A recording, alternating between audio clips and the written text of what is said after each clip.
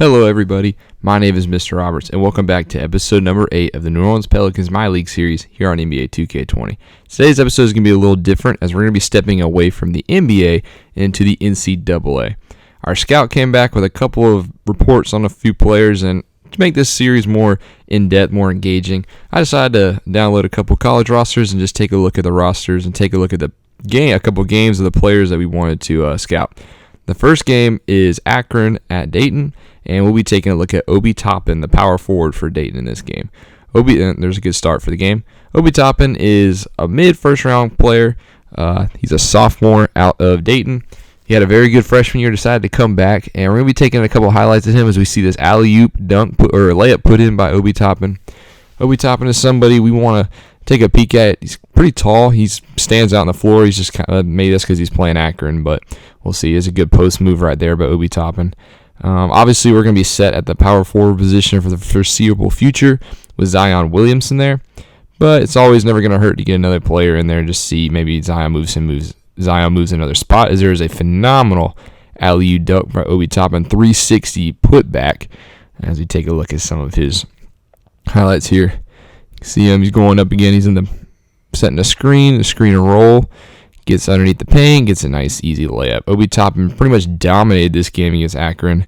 He had the size advantage, the experience advantage, and we see there's kind of a dumb foul right there by Obi Toppin. We didn't see much, negative plays from Obi in this game. Be kind of maybe interesting, maybe take a peek later when they're playing Atlantic 10 conference play, or if Dayton makes the tournament, see if we can see a couple games from Dayton later on, see how he does against better competition. But early in the season, they just had a quick game against Akron. Obi played very well. Other than this, there's a little lack of a daisical defense as he lets the guy get right by him and put an alley-oop up. I enjoy what I saw from Obi. He's definitely in the top half of the players that I scouted, as we see good defense right there. Obviously a power forward, not a position of need. We're looking at more of guards, point guards, shooting guards. Drew Holiday is getting older. Alonzo Ball hasn't, solidified himself as a top-tier player yet, as Obi had 20 points at this point. Look at that solid block and gets the rebound off of his block. And comes down the floor, gets right back in the paint. Easy dunk. That was a beautiful transition play by Obi. Those are the kind of things that kind of lit up this game, as he was named player of the game honors. As you can see some of his highlights here, good back down on a much smaller man, gets inside, a couple of dunks. There's another one. Saw that one earlier. So overall, I enjoyed what I saw out of Obi. I'd like to see, obviously, once again, what he do against better competition. And Dayton ends up winning this game 72-58. Dayton is one of the top teams in the Atlantic 10, them and VCU this yeir. So we'll see. Interesting to see what happens. Obi Toppin's final line, 22 points, 9 rebounds, 2 assists. He played all but 2 minutes, too. He played every single minute. 66% shooting from the field, other than his 2 missed three-pointers. I was kind of surprised to see him take a few three-pointers. Practically unstoppable on offense. And we're going to take a look at his scouting report here in a second, look at his strengths and weaknesses and whatnot. Obi Toppin right now is draft ranked 7th overall. He is the best power forward. Ceiling Paul Millsap, floor Carl Landry.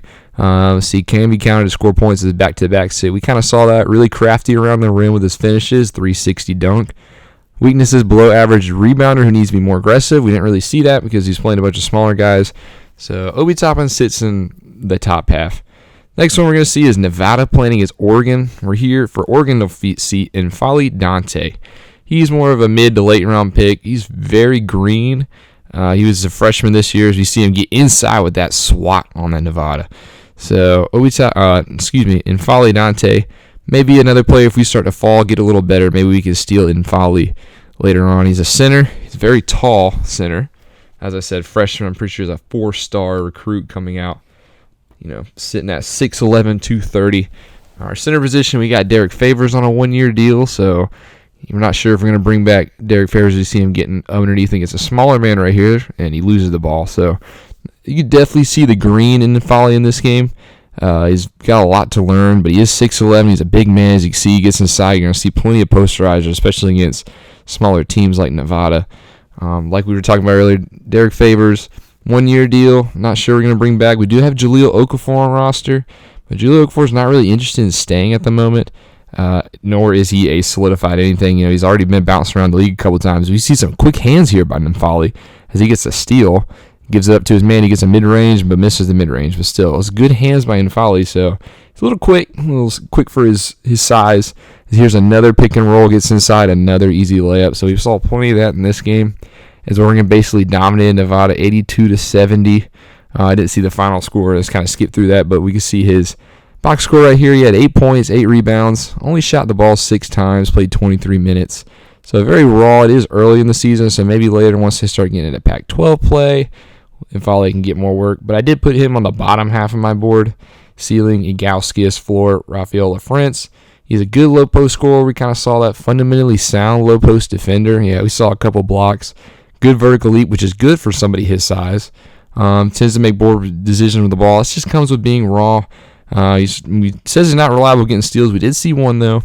We did see 20th ranked in the draft, so he is a mid to low first rounder. This next game is Utah State at Arizona. We're here to see Nico Mannion, the point guard out of Arizona. Nico, freshman, 6'3", 190. Excuse me. And after watching this game, he is at the top of my board at the moment. Look at that pass. Look at that over-the-head out pass to his teammate. So, Nico Mannion, we like what we saw here. Good three-point shooter right there. He is also a point guard, so a position we would like to see, like to get maybe. If in the early going, here's a little look at that given shot. No hesitation, knocks that one down. Arizona did struggle in this game, though, against Utah State, because Utah State is not a bad team. Utah State actually has a couple players on their own that we're interested in. Sam Merrill, the senior, he had a very big game for Utah State, so he's a player to look out for in this game as well. We'll see a couple of highlights from him in this game. Arizona also has another guy on their team who's very interesting. We didn't really focus on him this game, but Zeke Nnaji, I think that's how you pronounce it, Nnaji. He's a player to look out for as well. As here's a couple of Sam Merrill highlights. Sam Merrill being guarded by Nico Mannion too. Shot clock winding down. Oh, no, he gets stripped by Nico Mannion. He gets the best of him there, goes up, and throws it down with two hands. So Nico Mannion can be flashy as well. That's what I like to see. See him right here. He's being guarded. Gets a screen, goes inside, gives it up to his teammate, but who gives it right back up to another man. So good ball movement. Would have liked to see him go up right there, but, he can't do everything on his own. Here he is again, getting inside. Gets swatted that time. What a block there. So, ran into the much bigger man. That was Nomis Keita. Keita, another guy I'd like to keep an eye out for. He's a sophomore, but we won't talk about him later. It's Nnaji rattling the rim with that throw down. He had 14 points. Arizona did end up losing this game, though, 75-68, so something to look out for. We're impressed by Nico Mannion as well, though. 23 points, 3 rebounds, 6 assists. Did only shoot 9 for 20, though, so he's also a freshman, but I'd say he's at the top of our board.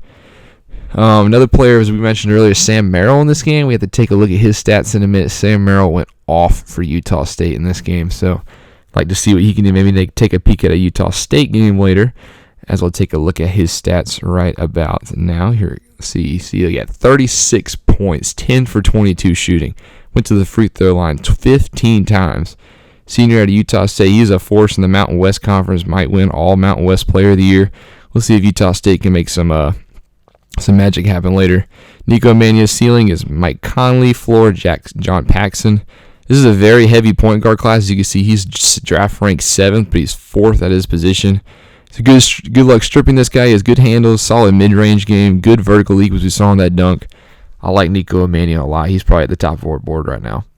Our next game, as we take a look at, is a Washington battle as Gonzaga travels to Seattle to play the Huskies. And we're here for this game. Jaden McDaniels, a Washington player. As you can see him right there getting inside, blocking Gonzaga. Jaden McDaniels, another freshman, 6'9", 200 forward. Another forward, like we said, we're not really in the market for a forward, but I kind of like what I see out of Jaden McDaniels. He's another young player. He kind of had a hard time getting going. As you can see, giving the ball up right here, but not. He kind of came on more in the second half. Gonzaga also has a couple of players to look out for, as this was a very good game. As Jaden McDaniels took a 3-pointer right here, that was very interesting to see. Wasn't expecting to see that out of his game. Obviously, he missed, so maybe he won't take much more.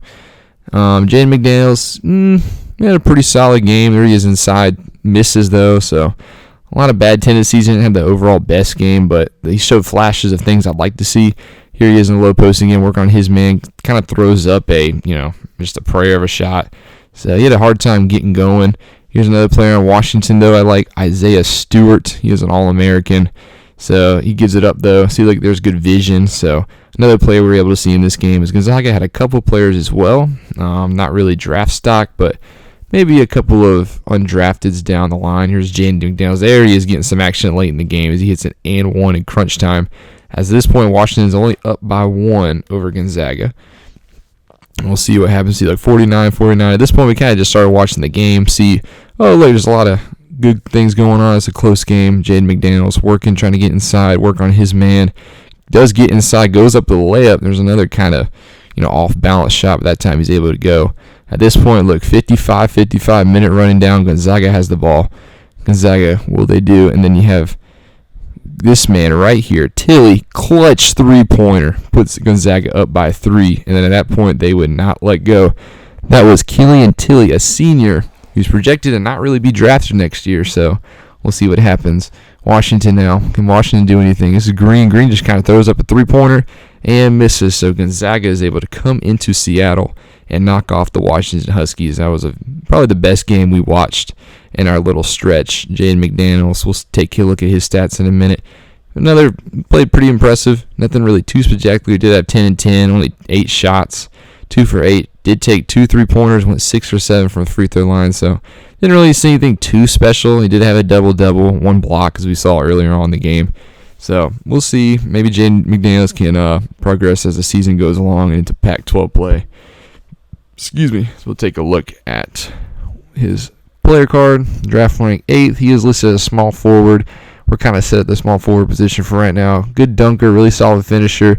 Shows promise as a shot blocker. His weakness, can't get to his spot okay. His ability to grab boards is a big question mark. He's not the most reliable defender in the low post, which, we don't really know if we expect a lot from the low post for Jaden McDaniels. So just an overall average game.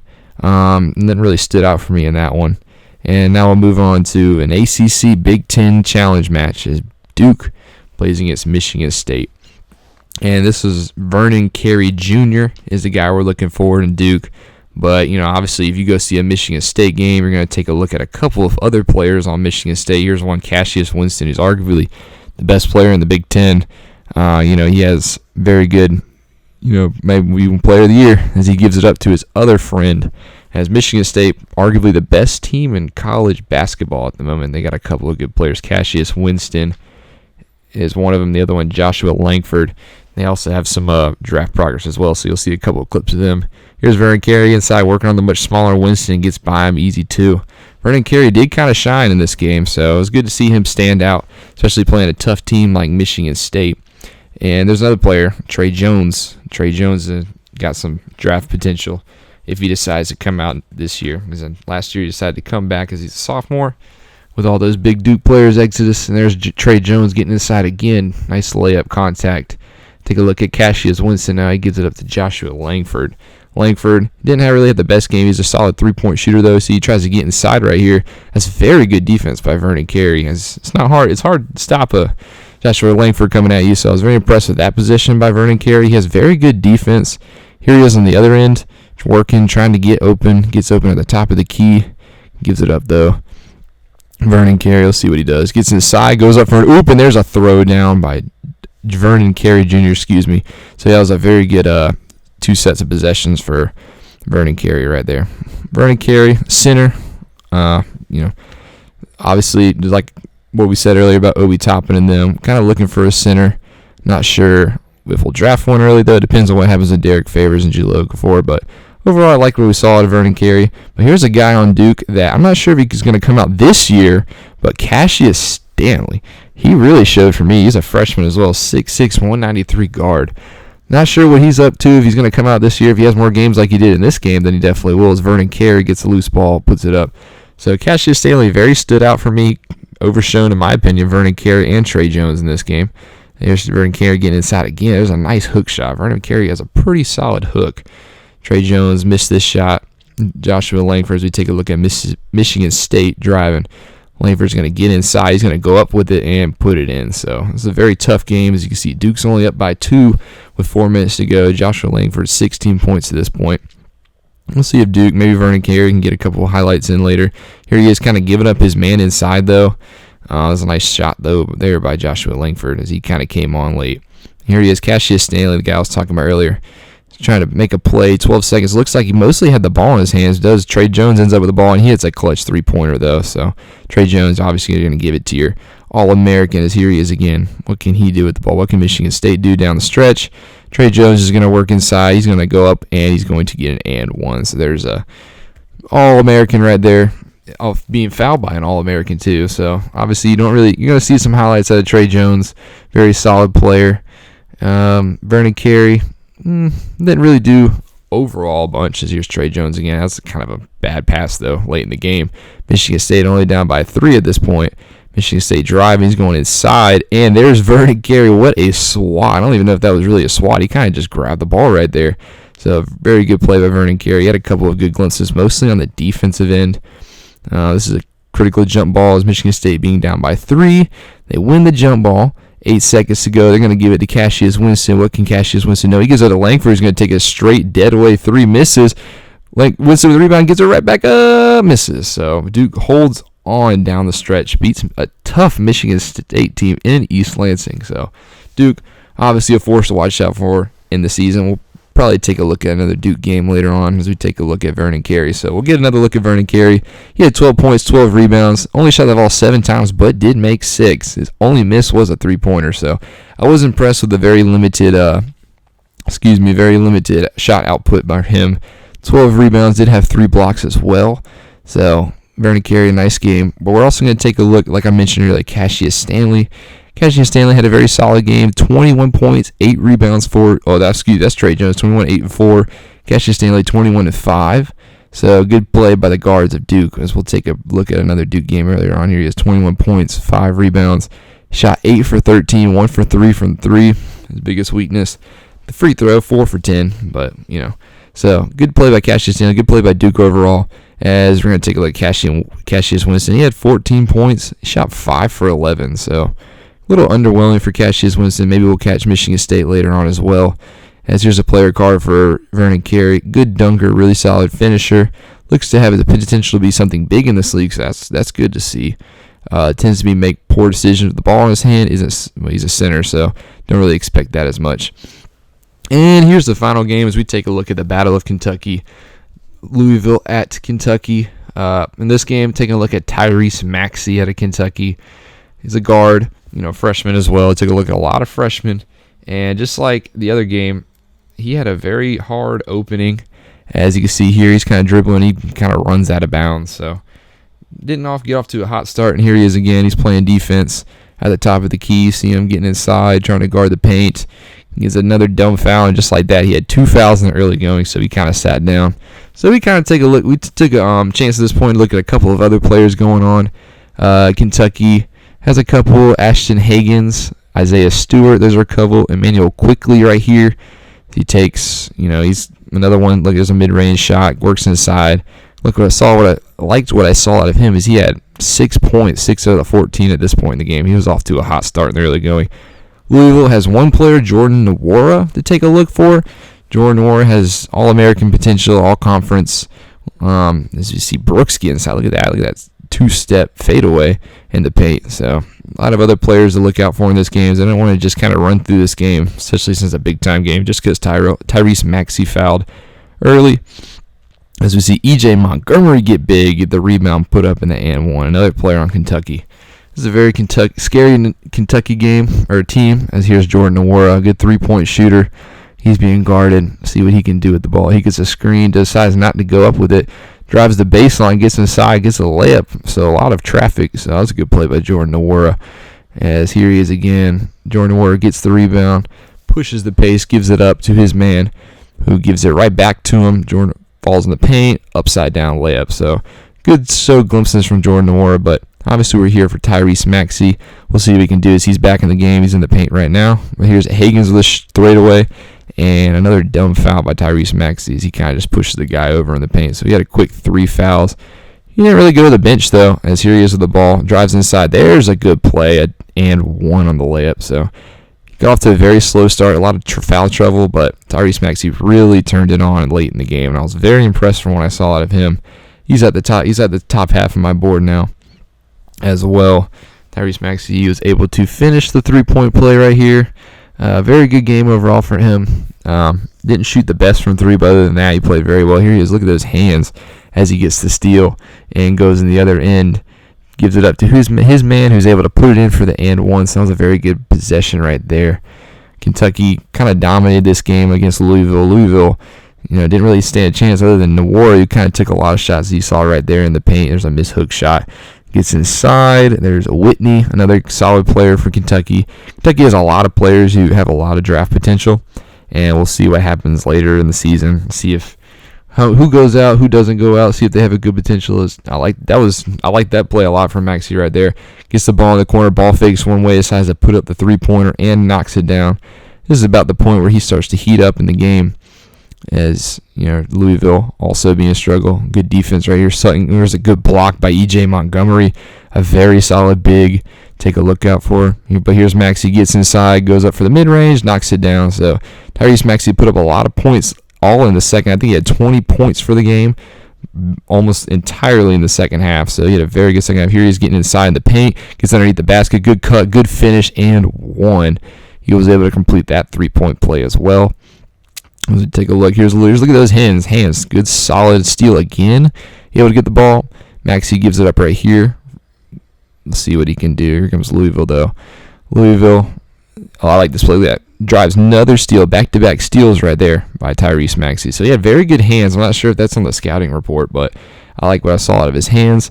Good defense in the paint right here as he forces it big. But there's Jordan Nwora putting the ball back. Nwora, a good player out of Louisville. Maybe another second-round pick. Louisville, not much else. Nwora trying to make something do. Pulls up from three, knocks it down, fading to his left. So a very good three-point shooter, but tried to do it all for Louisville.